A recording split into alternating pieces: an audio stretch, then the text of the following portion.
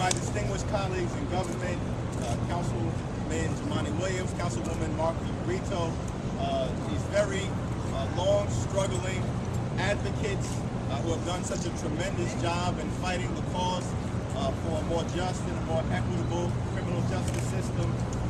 Today, we stand before you pleased that Commissioner Kelly has taken an important step forward.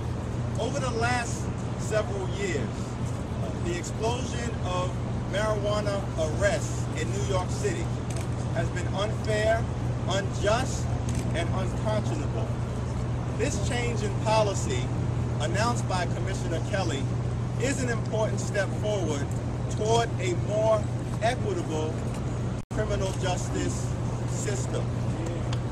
It's an important step forward, and the victory belongs to the people who stand behind me, who recognize that it cannot be the case that tens of thousands of African American and Latino young men have been criminalized over the last several years for possession of small quantities of marijuana, when white college students and others who've engaged in the same behavior have been treated differently.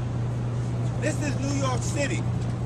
This is not the Jim Crow South. That's right. That's right. So the question is, either the conduct is criminal or it's not.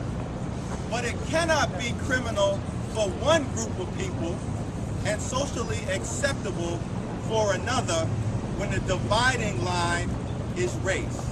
And so we're very pleased today that this step has been taken administratively. We extend our hand in partnership to Commissioner Kelly and to Mayor Bloomberg and urge them to continue to work with us to fight for a criminal justice system that treats everybody the same, regardless of race.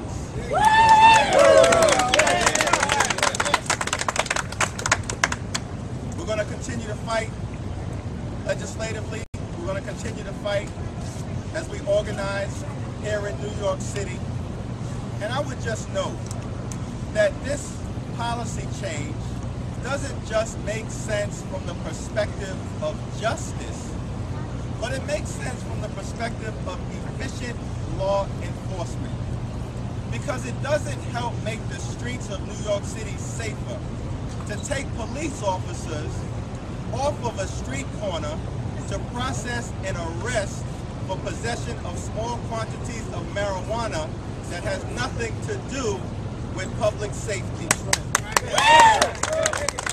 And to then spend $75 million per year in the process, a tremendous waste of judicial resources, money that could be better spent on programming to help keep young people off of the streets and engage in a productive way of life. This is a wonderful victory. The fight continues, and I look forward to continuing to struggle with my colleagues in government and the tremendous advocates who are behind me today. Yeah.